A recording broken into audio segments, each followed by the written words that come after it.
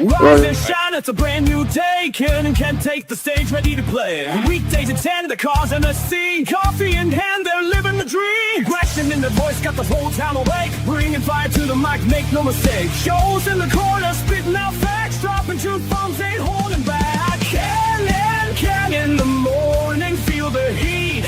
From 10 a.m. CST, can take a seat. We live and love that break in the mind. Ken and the bold. Light up your speakers, crank up the sound. They're talking about life upside down.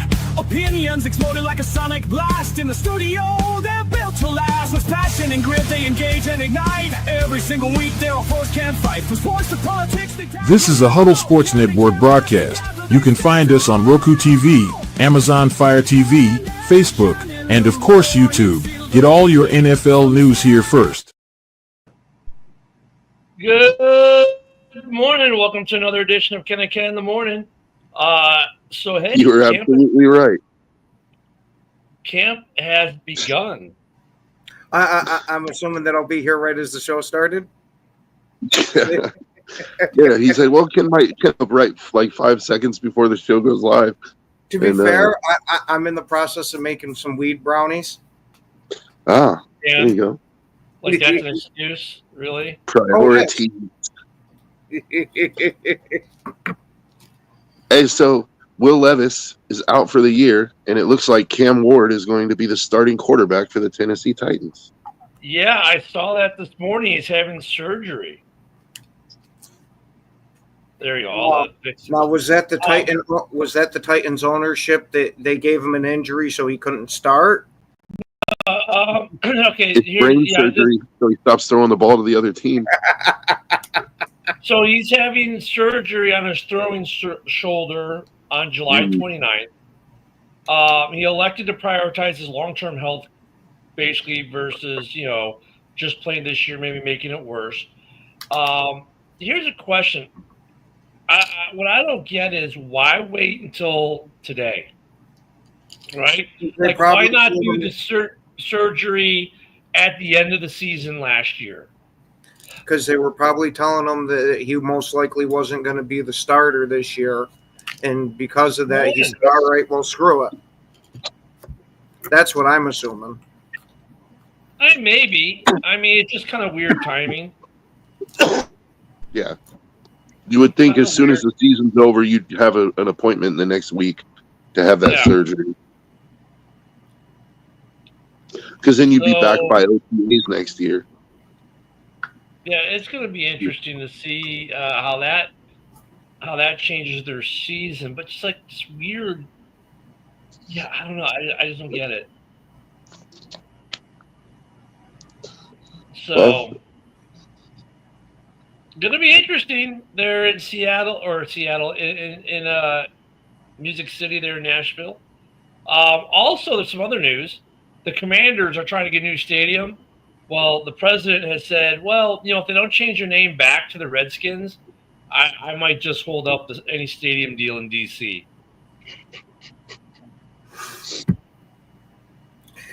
That's freaking hilarious. And I agree with them going back to the Redskins. But just because it's Trump that's doing it, people are going to lose their minds over it. Well, yeah, half the people are going to love it, half the people are going to hate it, somewhere around that number. It is what it is. I know Nick's going to be on suicide.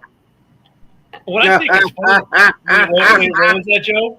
What did he say? I said Nick's going to suicide watch because he's one of those. Because Nick is Native American, so he's like.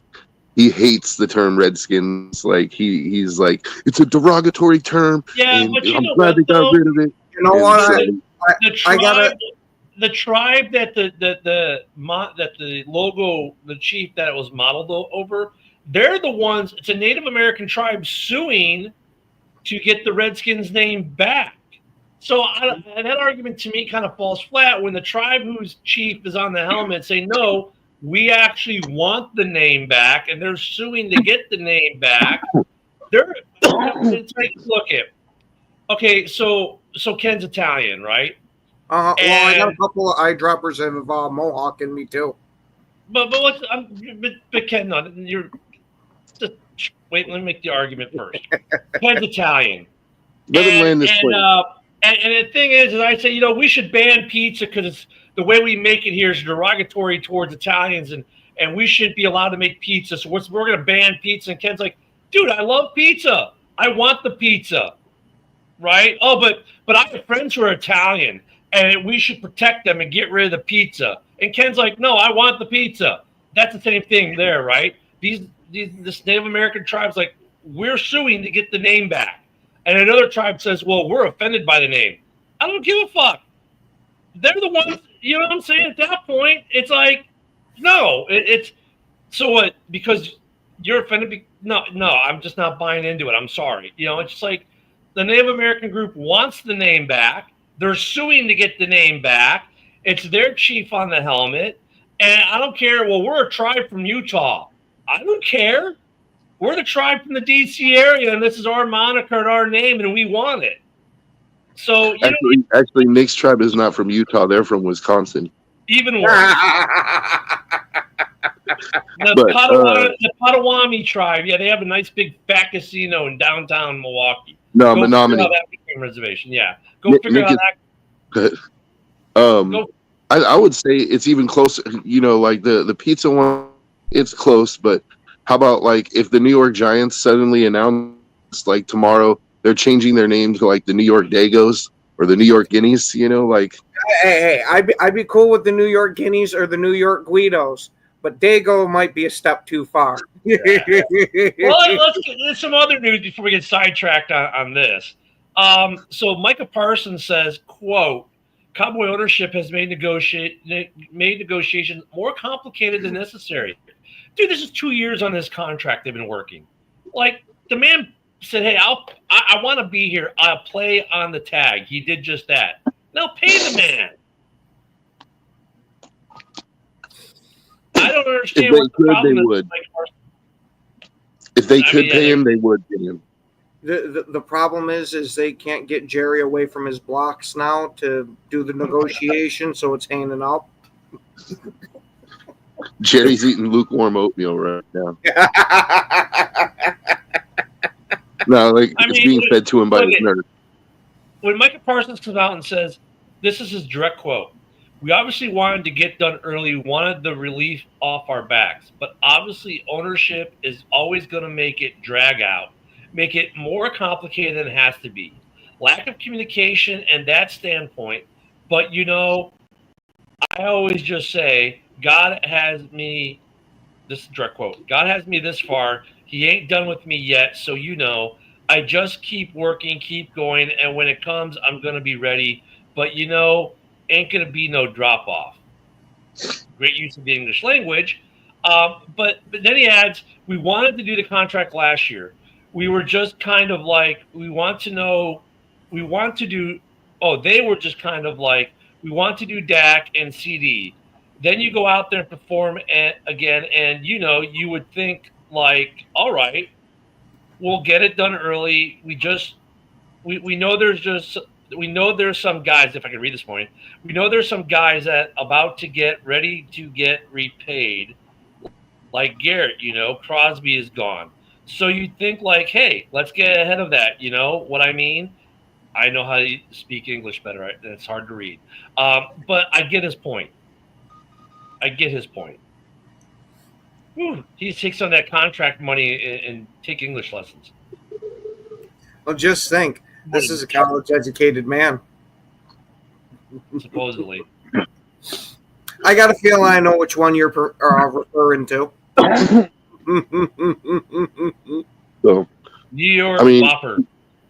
Hey, that one will get you stopped. Hey, it's a candy. Have you ever had Whoppers before? Yeah, you'll get a Whopper, all right. Oh man. Other news: the Seahawks released. Speaking of good players getting released, Noah Fant, tight end, who was owed $8.49 million on his contract, has been released. I saw that yesterday and couldn't believe that they already gave up on him. So it'll be interesting. Granted, he hasn't lived up to his draft status yet, but he had a hell of a lot of talent coming out. Yeah, he'll get signed though. He'll get signed. Extension yesterday as well. George Karlaftis, he signed an extension there in Kansas City. So that's another nice big deal. $93 million, 4-year deal, $62 million guaranteed. So they're still spending money down there in Kansas City. The Broncos are working on an extension with their offensive line or their outside linebacker, Nick Benito. They're working on a deal. Yeah. And the Bengals signed 3 and cut 2 right before camp. Yeah, let me see who they get rid of. They got rid of some players. Nothing big. Never mind. That's a nothing burger. Oh, interesting news out of Chicago. And we talked about this yesterday on House Hall. So, okay, the day before on Saturday, I think it was Saturday, Jalen Johnson, Case Keenum, and Jahadi Walker and Ian Wheeler were all put on the active NFI list, right? And we're like, what the hell is this active NFI list? So it's the guys who basically it's non-football injury. They can't practice, right? Yep. Pant will go to the Steelers. That's a possibility. So anyway, then this morning, right, Case Keenum came off the NFI because he passed his physical. So for those who watched House Hall yesterday, we were trying to decipher, like, okay, what's this whole – because the implications of the NFI is that you're out for, like, the first 6 games of the season. You can't come back to basically week 8. But I think in terms of this, these players aren't passing their physical or something because Case Keenum was on the list Saturday and he's off it today. And Brett, I hate to be the bearer of bad news, but you just lost another player, Vaki. See, once again, with these guys, you're like, dude, they haven't even taken a snap yet, and we're already losing guys. And with some of these, I'm wondering, like, how many of these injuries happened over the summer and they didn't tell teams? With Will Levis, like, dude, why don't you have the surgery at the end of last year? You'd be midway through your rehab already. Brent saying, Vaki, really? Yep. What do you do? Tear an ACL walking out of the – It doesn't say. It just says that he's currently being evaluated for a leg injury. So, but like, and Jalen Johnson's on the NFI. I'm like, well, why the hell is Jalen Johnson on there? It's like, what did he do over the summer? But then again, I saw an article. It's probably more clickbait than anything that said he was already mad about his contract, which, by the way, he just signed last year, right, making over $20 million a year because other guys got bigger contracts over the summer. Well, dude, that's what happens in the NFL, man. So. Be upset. You signed a 4-year deal. You're making over $80 million over the 4 years. I mean, dude, you're doing okay for yourself, man. That's why you wait until they reset the market. Like there's guys that do it all the time. Market. He was the highest paid corner. He reset the market. What do you want to do? Reset the market again this year? No, what I said was that's why you wait until the market gets reset, not be the guy to reset the market. Because the guy who resets the market is always going to be the one that all the other guys get higher contracts than him. And then he's bitching like, hey, how come they got more money than me? It's like, well, you signed first. Like, wait for somebody else to reset the market, and then you would have got 25. Like, you have only yourself to blame, bud. Other news, I believe this is true. Correct me if I'm wrong, but all the second-round picks are now signed. I know the Raiders signed theirs. Yeah, Bears signed theirs. I know Green Bay signed theirs, and there was a slew of them. I just don't know that it was all of them, but it doesn't surprise me. Yeah, we relatively knew, well, at least we speculated that once you got one of those guys to break ranks, they were all going to eventually sign it within the near future.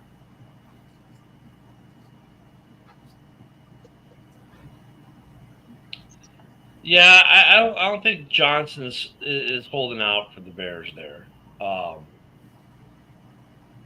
But Yeah, Bears second round picks all signed. We did give a fully guaranteed contract to Luther Burden III. We did do that. So yeah, I mean, they're signed. Thank God.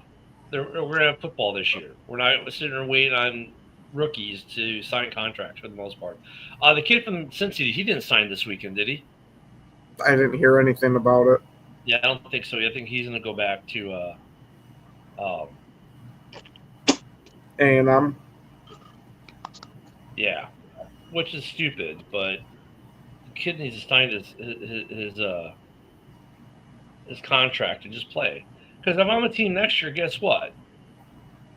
You know, I mean, I would put it in his contract next year. You are going to have, this clause in your contract. Let me see here. Let me go down. I'm scrolling to see if he signed or not. Just double check it. I don't think he did. But I want to double check because you know how we go live. Nope. Shamar Stewart still has not signed. He is not signed still, and they have camp. Well, tomorrow everyone's at camp. Everyone's pretty much at camp now, but tomorrow's the official day. So yeah. So yeah, not signed yet. Wow, that's crazy. To me, that's just crazy. Like, sign your rookie deal. Like, you're mad because there's a clause that says if you get into legal trouble, they can void it. Well, then don't get into legal trouble, you dumbass. I mean, I'm trying to be nice in the way I say it. I know it's not going to come off nice, but there's a reason for that. You're a dumbass. Sign the contract. Hey, come on, Ken. We can't call people dumbasses. That's not nice. I don't care. I'm Gen X. You know they say what millennials have the stare, the millennials have pause. Gen X has this. We still have that too. Fucking God, you're my fucking brother. I know. That's not a good thing. I mean, look, sign the damn contract, man. I was gonna say if you met my brother, you'd understand. It's like, just yeah. I don't know. I mean, but I think everyone. Let me see.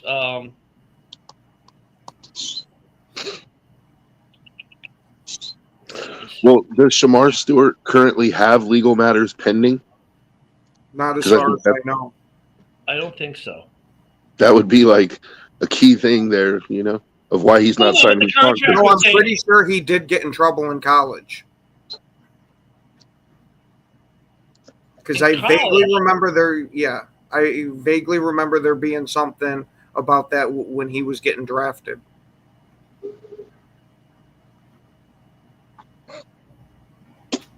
Me too. That's why I was asking if he has current legal matters pending, because that would be a real reason not to sign the contract. If they're like, you know, you already have something in the pipeline, and they're like, oh, hey, if you happen to serve any jail time, we're going to void your contract. It's like, well, we're going to find out he's another Aaron Hernandez.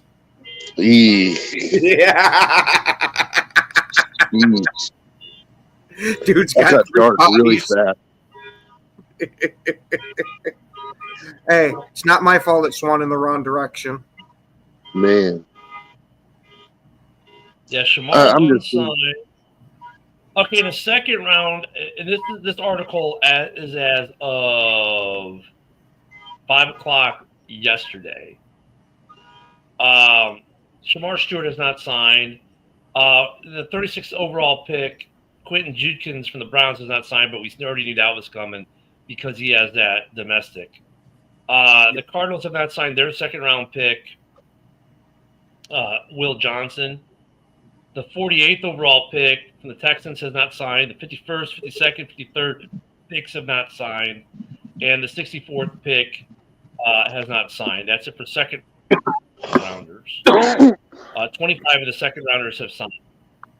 And then, so that's where we're at right now. So basically, a couple guys. So 8 guys.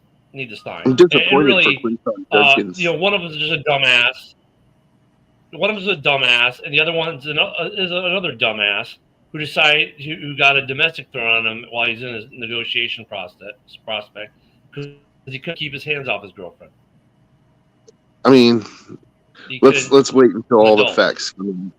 You know, like that's true too. But I mean, now, I'm known in the streets as a victim blamer, but I'm just gonna say, like, you know, there's been a lot of domestic violence cases that don't really pan out that way. Like, unless he was dumping her, and that's how the domestic happened because he was breaking up with her because he's about to sign a contract. She was about to come into a nice lifestyle too. Mm-hmm. So yeah, but that could be a possibility. I mean, you know. So yeah, we don't know everything. When you get a new job, when you get a new job that pays you double your salary, what do? You go get a new wardrobe, right? You go get some new friends. You know how you break up with her? By text as you move into your new apartment, forgiving everything else you had until she's out, and be safe at that point. Make sure you're somewhere public under a security camera when you do it. So, yeah, Judkins, we'll find out what happened with him. But, look, you kind of put him – you're right, Joe. But at the same point, you kind of put yourself in a position for that to happen when – if you're going to break up with her, if that was the case, like, do it remotely. So you can't get because oh, what's the greatest revenge? Oh, you're going to break up with me because now you're going to become an NFL superstar? Yeah, we'll see about that. Or spend like the $40 to $60 to get yourself a body cam. Just putting that out there. All right, Trent here is giving us his North Division, his NFC North spots. He has Green Bay at 11-7. That can't happen. 9-8. The Bears at 8-9 or 9-8. And the Vikings at 7-11, and he says, "Remember, I'm a Bears fan." And thank you, Hoss, chiming in from X this morning. Good to see you, my friend. Your math is a little off though, because there's only 17 games, so the Packers can't be 11-7. No, they have That's to be 11-6. Yeah. Look at it's gonna be interesting to see if anyone's gonna get to 11 wins in this division. I think it's possible. I don't know if I necessarily agree with his predictions overall, but. Look at why is this? The thing I've been saying all off season is like you ask me who's going to win the division, I'm going to tell you flip a quarter. You're going to ask me who's going to be in the basement, dude. Flip a quarter again. This is going to be one of the toughest divisions I think to call. Every team has question marks. Every team has high ceilings. I would say the floors aren't that low in this division. I mean, the floor in this division will probably be 8 or 9 wins. I'm thinking that's what the floor is. The ceilings, like, let's look at Detroit. Let's say Detroit, they've got talent. If the coaching doesn't skip a beat from what they were, and they can and the offensive line holds even with the departure of 2 starters, yeah, they've got enough talent with a good enough quarterback that they can win 10, 11 games. Minnesota. If it's plug and play at quarterback, guess what? They can win 10, 11 games easy. If it's just plug JJ in and he's the same thing as the Ginger Jesus, and it's plug and play because of everything else they've got, yeah, they can win a lot of games. Green Bay, just by being Green Bay and doing the things they do, they can win 10 or 11 games. Jordan Love has a pretty decent season. So the receivers work out. The defense holds, especially in the back end. Cool. They can win 10-11. The Bears, if that offensive line holds and they're half as bad as they were last year, that offense can be insanely explosive this year with the weapons it has. And it's got a good defense. So they could win 10-11. This entire division, like I said, flip a quarter. I mean, honestly, they all have question marks that if those questions are answered in the positive, they can all have a good year. What's that mean? Inside the division, a lot of bloody games, close games, fun games for fans. Out of division is where it's going to be interesting. That's how you're going to tell how good these teams are, is the out of division games, not the in division games. I don't think there's going to be a single in division game that's not a war this year. I mean, you could get a blowout because someone just does something stupid early. That happens, right? But if you look at these teams, every one of these games is going to be a 1-score game or close. I don't see a huge discrepancy in talent level, coaching level, overall in these teams. Like, and they all have their questions that they have to answer. And like even Green Bay, who was stable last year, still had a lot of question marks. Yeah, coming can out a last receiver season. actually hold on to a ball? Yeah, I mean, can they stop the dropsies? Can Love kind of have a better year than he did last year? Because last year he didn't earn the big contract. He was okay. He wasn't bad. He wasn't terrible, but he wasn't like superstar either, right? So I mean that's fine. You're gonna have years like that. So all these teams have a decent question or two that need to come answer, and if they answer them all if all four teams can answer in the affirmative, like I said, the floor on this division is 8 wins. That's the floor. I personally think the floor is 7, but that's one game. We're not going to bicker over one. Yeah, unfortunately that's how it goes. I mean that is there is no lie in that statement. It's there till someone takes it. Yeah, but Jordan, what's holding the Packers back is their inability to get a good draft pick earlier in the draft. That's the problem with the Packers. I've said this before. The Packers kind of, hey, good morning, JB. They kind of get stuck in this, like we're going to be drafting in the 20s. They can't seem to get that top 15 pick that's really going to put them over the top. They get good players, but they're not getting that over the top player, right? So they kind of just like, that's what I'm saying. They're consistent. They're consistent. And it's okay to be consistent and be consistently a pretty good team, but you don't get that piece to make you a better than good. You know what I'm saying? So it'll be interesting to see what the Packers. I mean, every so often you get that player who kind of they get lucky, who falls to them. I don't know if Golden is that guy at wide receiver. I don't think he is. Not many people in the NFL world landscape think he is. Green Bay fans think he's the best thing since sliced bread because he's a Packer. That's the only reason why. Yeah. I Here we mean, go. well, Typical Bears fan.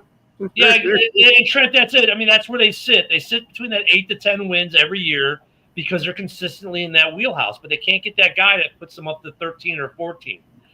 And they may get a couple extra wins here and there because they'll get a play that goes their way. Luck of the NFL. We went 13-3 3 years in a row. You're missing the point, Ken. Oh, yeah, of course. And you were doing that when the whole division was like absolutely horrid. But what I'm saying is, with the Packers, they're always going to be in that 8 to 10 win, right? 9 to 10, Trent says. But then, get a year, the rest of the division sucks. You get a couple extra bounces that go your way. Yeah, you can win 13 games. They never seem to get that. They do because they do get that guy every so often, like Devontae Adams became that guy they drafted later and then left. But I mean, with the Packers, when they do get those little streaks, because they get a guy later in the first round or in the second round or some other round that kind of like was a steal, right, for where they drafted them, and that's good. That's kudos to their drafting team. But yeah, it's just kind of that's where they sit. So it'll be interesting to see where they go. Bears coaching, Vikings quarterback, and look at Kansas City. Detroit, it's coaching and offensive line this year that we're looking at. I mean, the Bears, the coaching thing, we know the coaching was terrible in Chicago the last couple of years, for sure. Okay, let's see what John Doran's bad take is. Don't forget the shoestring and bubble gum. Doran, you would be more than happy to take. I love this because Doran will make a comment like this: "What's wrong with the Bears? The roster's put together with duct tape." Okay, if I cut if I were to cut my starters, you would be lined up to sign them. Yeah, you would. Oh no, because they're from Chicago. DJ Moore was cut. We don't want him. Bullshit. You would try to sign them. No, I'm not keen on adding guys that have attitude problems. See, Joe, this is where Packer fans are full of shit when they say stuff like that for DJ Moore. Except Green Bay constantly proves that they don't take character guys. He's not a bad character guy. He walked off the field in the middle of a play a couple of times. And you know what? The whole offense was about to walk off the field in the middle of the play. And that happened in one game, one time. Don't give me. I was going to say, ask Broski. It happened a couple of times. It happened once. It was the Arizona game. Yep. Well, and you lost your other. Well, he's mitigated, but yeah. Okay. Dorn. Yeah. I mean, see, Joe, this is what we love about Packer fans and the delusional lives they lead. Like, they believe that, well, anyone who's on the Bears roster. Off-season champ. No, I mean, that's fine. I mean, I hate it, but whatever. It is what it is. But Joe, you have to admit, like, if these players, if some of these guys were free agents, the Packers would be all over them. But Packer fans, oh no, because they played for the Bears, they're automatically not a good player. Like, dude, I'm sorry. If we were to cut Rome Odunze tomorrow, they'd try to sign him. If we were to cut, Jalen Johnson, they would try to sign him. If we tried you hear that? Ben, he just gave you one. He just said, yeah, Odunze, yeah, we would try to sign him. Yeah. Sure. Yeah. Odunze, yes. DJ Moore, no. Pepperidge Farm remembers. Yeah, Pepperidge Farm. Look at this. One of Packer fans. You guys have won a lot of games when you were beating the best of the worst division in football. Great, congratulations to you. Yeah, we said that already. We talked about Noah Fant being released, and no, the Bears won't sign him. Nice try. But I love that about Packer fans, man. Like, you've been the best of the worst for so long, and look, you're in the point where everyone's going to pass you because and look, it's not a bad thing in a way. It is for you because everyone's going to pass you, but it's a good thing because now you're going to get that. If let's say you miss the playoffs, let's just hypothesize here. Let's say the Packers miss the playoffs and get a top 15 pick. Now you can get that guy that you don't seem to get because the Packers, like, it's great that they're for them and their fan base. They keep getting the playoffs with 8, 9, 10 wins, whatever, or 9, 10, 11 wins, right? Not 8, but 9, 10, 11 wins. They keep winning the division with these low and getting in the playoffs. The bad thing is they're not getting the corresponding draft picks to improve the team. They're maintaining, which is good, right? They've been able to maintain a certain high level of getting to the playoffs. That's great. But they're not getting those guys that are going to put them over. What happened was Detroit, Chicago, and Minnesota are adding those guys. Chicago's case, we have a great roster. Our coaching sucked ass. Terrible. Maybe they finally corrected that. We'll see what happens this season if Ben Johnson is a good head coach or not. Minnesota, they've got a squad up there. And if their quarterback situation's plug and play, they're going to be a really good team.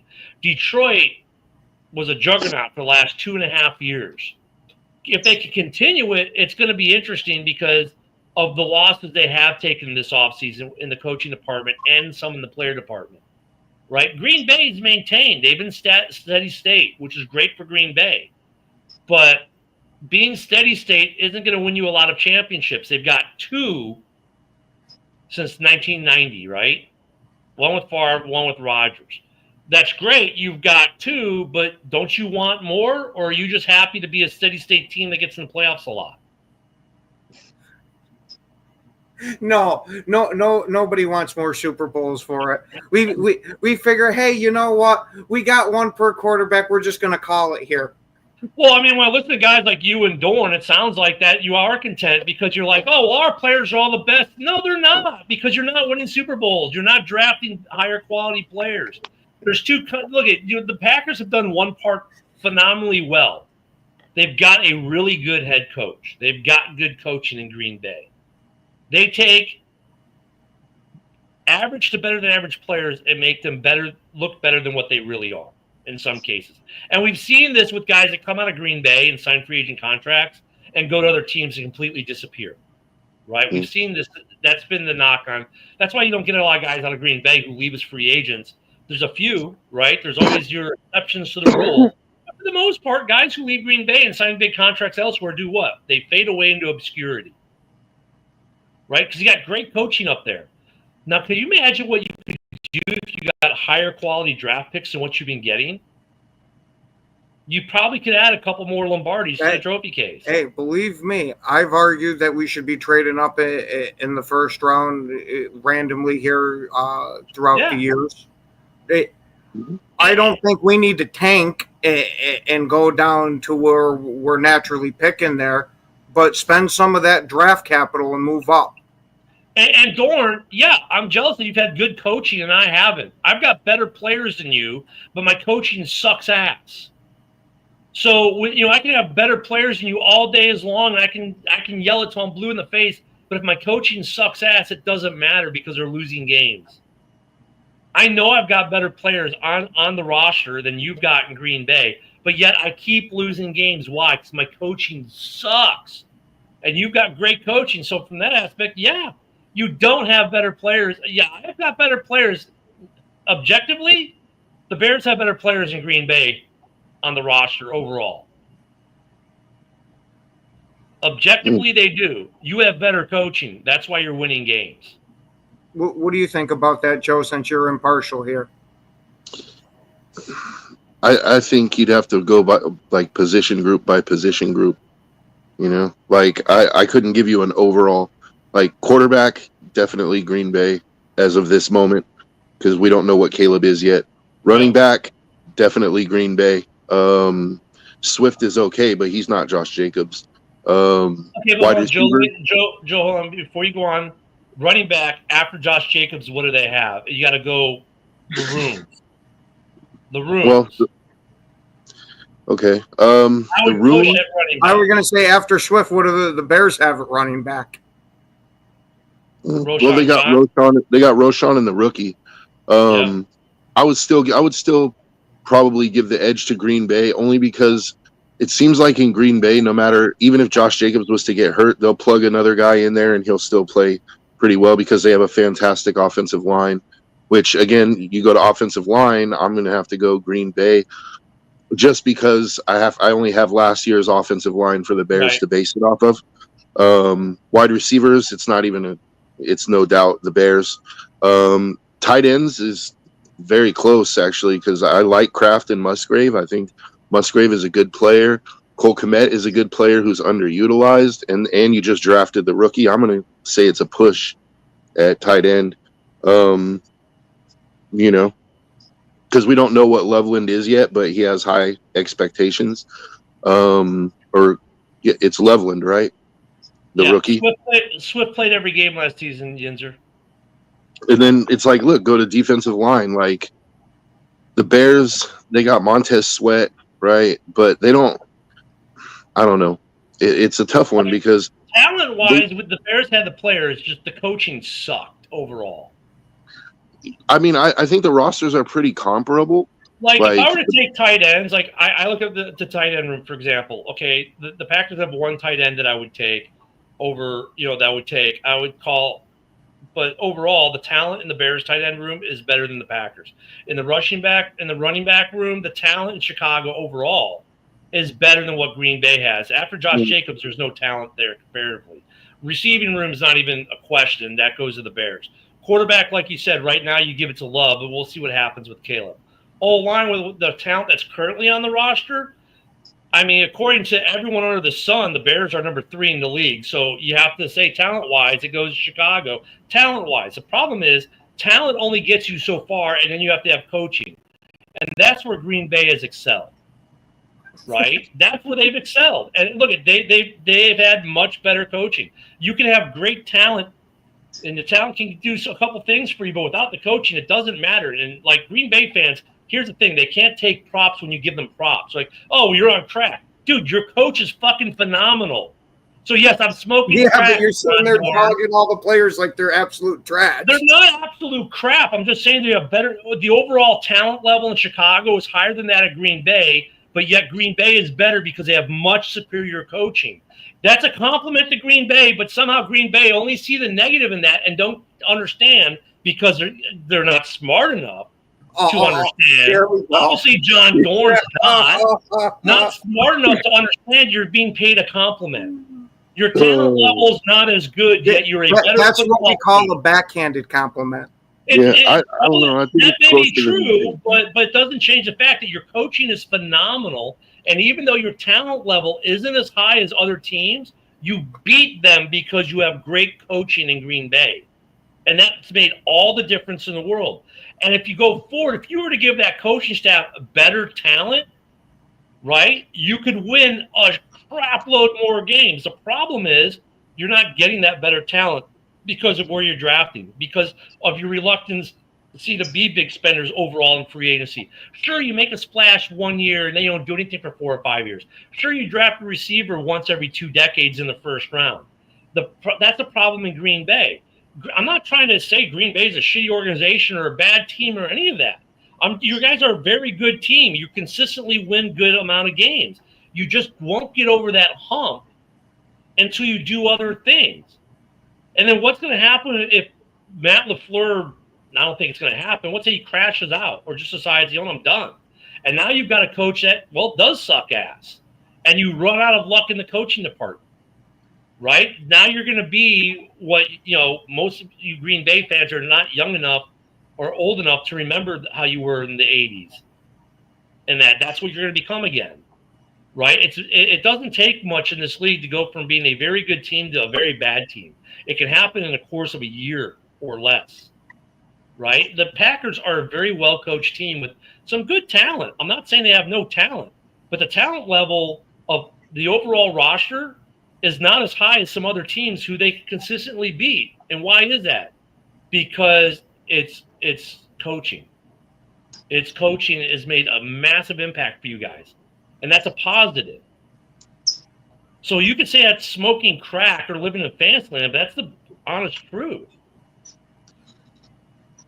I was going to say, I think the rosters are closer. I think they're closer than you're giving credit to, Ken.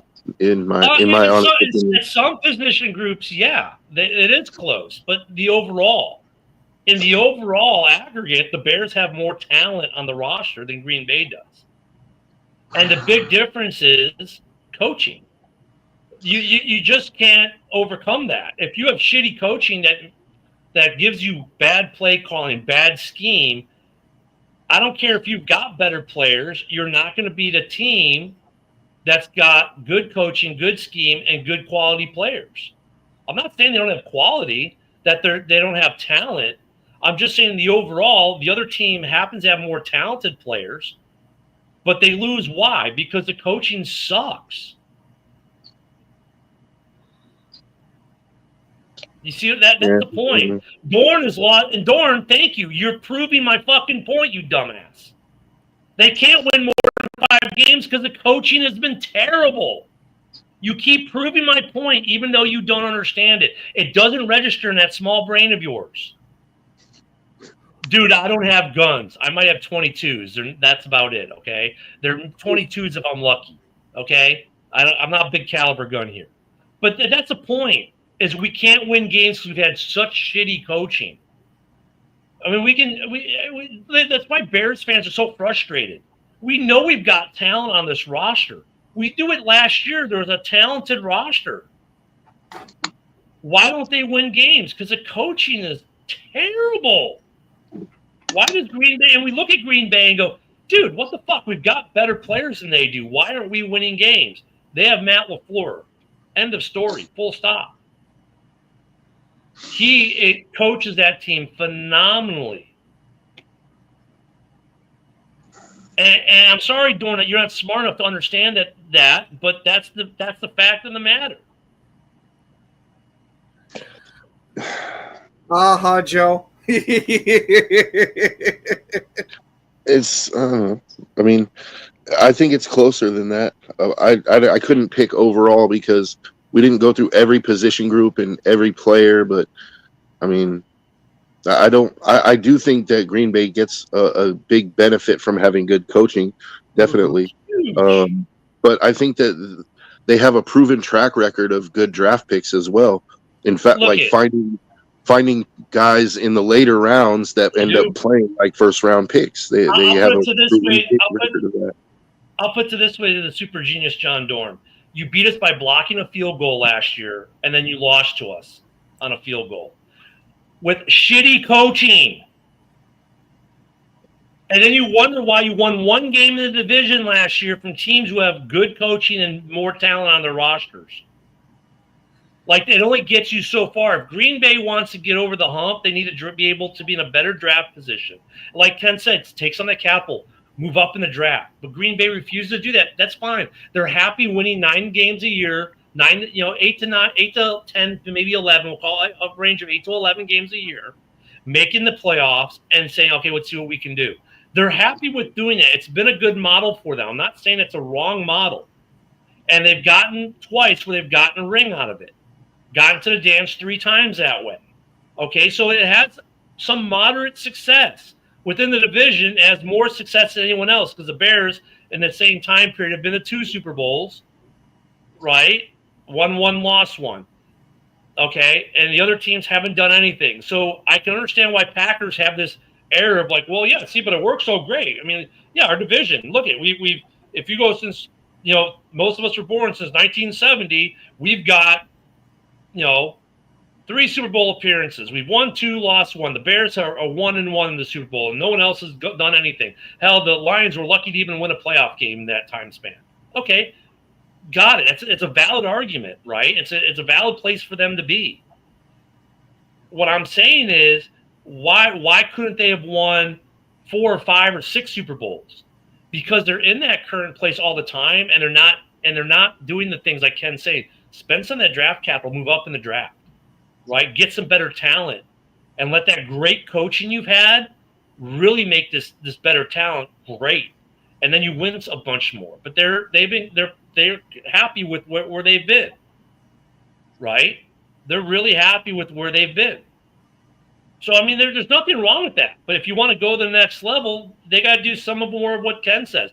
Don't take what I'm saying is like this Bear on Packer hate. Okay, I'm taking my Bear fandom out of it, right? I know you guys can't separate the two. You're not smart enough, some of you, John Dorn, to do that.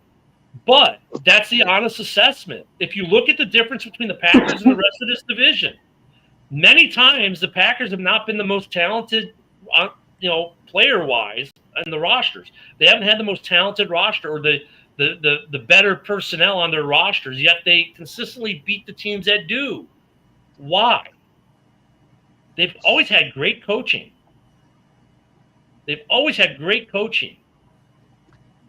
I think for me, it comes down to different philosophies for team building.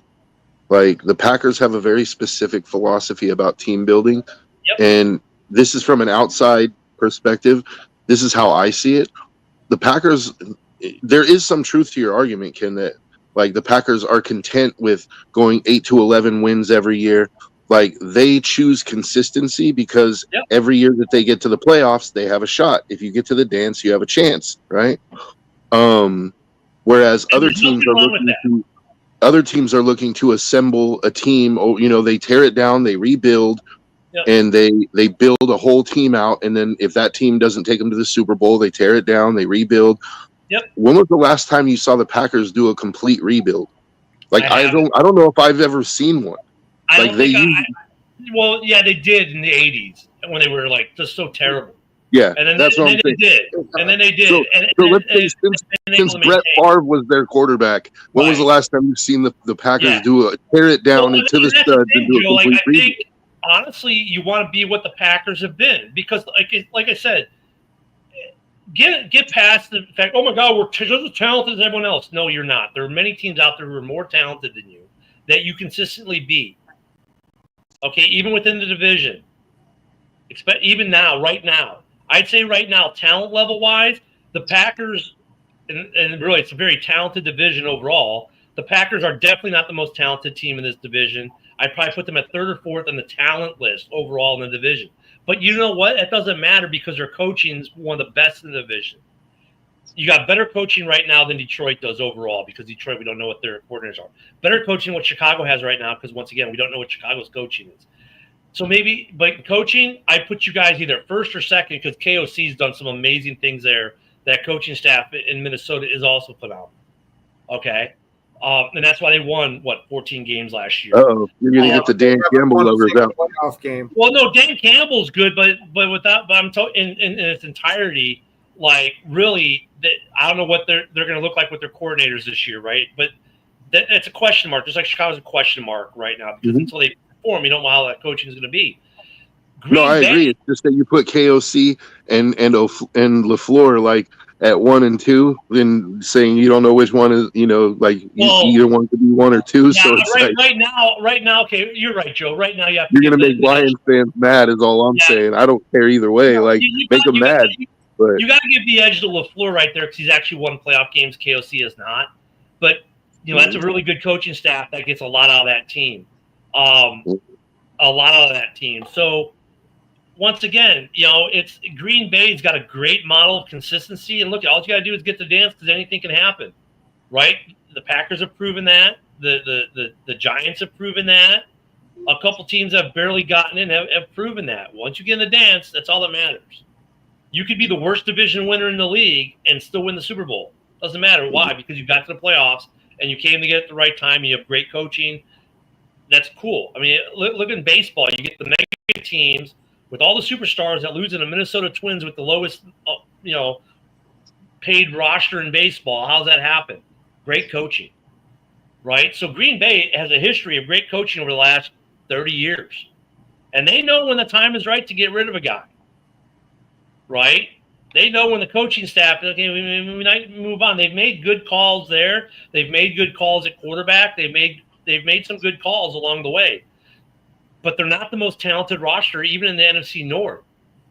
But they're still going to be in that dogfight to win the division because they have great coaching. Now, the problem is going to come for Green Bay, Joe, is when the coaching levels come up to par to Green Bay and they've got the same or better coaching and more talent on a roster. That's when Green Bay is going to get in trouble and that model is going to fail. Is that this time? I couldn't tell you if it is or isn't. We have to wait and see. Are we going to say that sounds like a lot of ifs? Well, no, it's not a lot of ifs. We already know that. Look, we already know that Green Bay doesn't have the same talent level as some of these other teams. The only if is on coaching. That's it. That's the only if. If Ben Johnson turns out to be a better coach than Matt LaFleur and he's got better talent, he should win games. More games than Green Bay. If Detroit has better coaching and they have better talent overall than Green Bay, they should win consistently. Same with the Vikings. Dude, you guys were 1-5 in the division last year. Yeah, you should have been. You should have been 0-6 that we did that 1 year. But why is that? Because the talent levels on the other teams are better than you, and the coaching levels are coming up overall. The case isn't true in Chicago. I think a lot of that was from LaFleur trying to outsmart himself and took a little bit of a step back last year. That's what I personally think. But if your model of consistency, your head coach taking a step back is not a good thing if your model is consistency. Yeah. Yeah. That's why that policy came right out. The new CEO of Green Bay and said, I'm not re-signing anybody to any extensions yet. I'm waiting to see how players develop and how the team develops before anybody gets an extension. I'm just trying to. I'm not giving you. The take I'm trying to give you is not like this whole anti-Green Bay Bears fan take. It's an honest opinion. And honestly, if the Packers were to just be able to draft higher quality draft picks than what they're at, dude, you can get someone a lot better at 10 than you can at 23 or 21. You're going to get a better impact player. If they can start drafting better impact players, and if they either by, that's what they end up in the draft, or doing as Ken suggests, trading some draft capital to move up, and if they would maybe sign a guy or two more than what they normally do. It's not that they don't sign free agents; they do it very sparingly. But I think there are times where Green Bay could really they could have signed a guy that wouldn't have affected their long-term plan and would have been a massive positive impact for them, but they don't because we just don't do that here. If they wanted to pick those moments better and do what Ken said, they could have been dynastic. See, I go back to team building and philosophy. Like the Packers, I think one key difference, so we give the Packers credit for great drafting because they've done some great drafting, right? But I think that there's a difference in their scouting department in what they look for in players. Like Green Bay drafts players that will do well in Green Bay. They don't draft there's an approach where teams are like, I want a guy that would be good anywhere, right? But Green Bay specifically scouts players that will fit their scheme perfectly and can do exactly what they want them to do. And they may not be good somewhere else because they're not. But Joe, they're not. That's not their strength.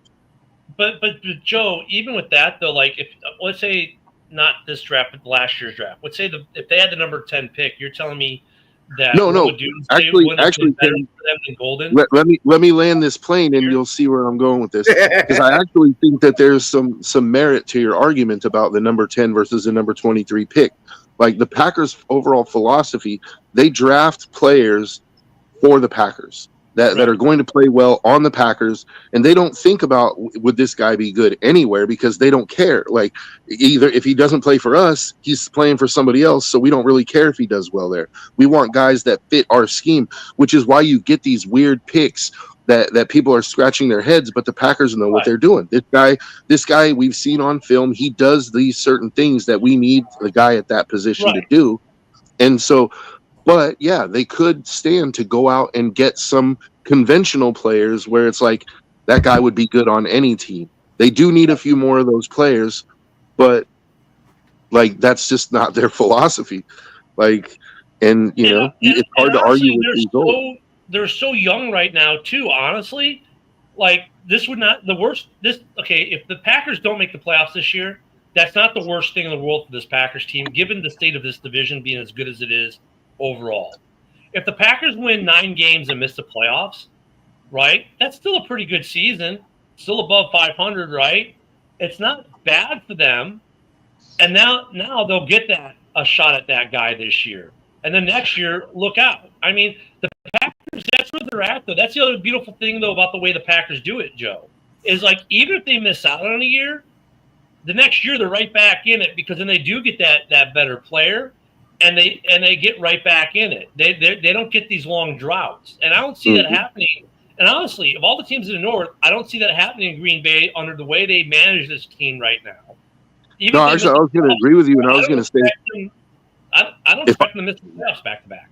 Go ahead, John. If I was Green Bay, I might consider tanking a season just to go get that top flight. I would push back. I don't think Green Bay would ever do that. But the thing is, I'm not saying they would. I said you didn't. I said if I was Green Bay, I would consider.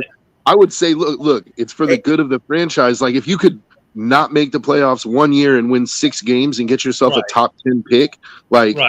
That could change the trajectory. You're talking about the guy to put you over the top.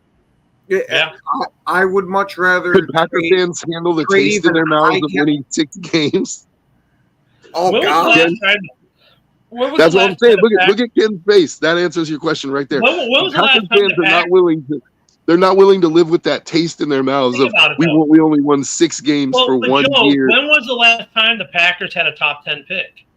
That's what I'm saying. Like, but you think for 1 year, you sit Jordan Love down, you don't get him hurt, you sit your star players, you play your young guys, and you know your practice squad guys. You win 4 or 5 games, and then you get a top 10 pick, and you take the best. I don't think they need to fall that far. Like honestly, like if the Packers don't make the playoffs this year, they're going to get like a top 15 pick probably, right? Winning 8 or 9 games, you're going to be around 15, 16.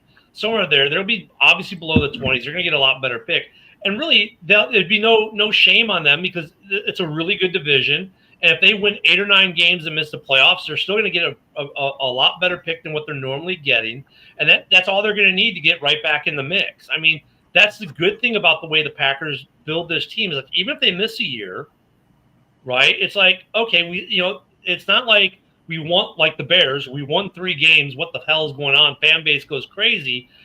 They maybe have an 8 or 9 win season, missed the playoffs. They're a little upset. Well, we didn't make the playoffs, man. This sucks. But then they get a better draft pick, and they're right back in it the next year.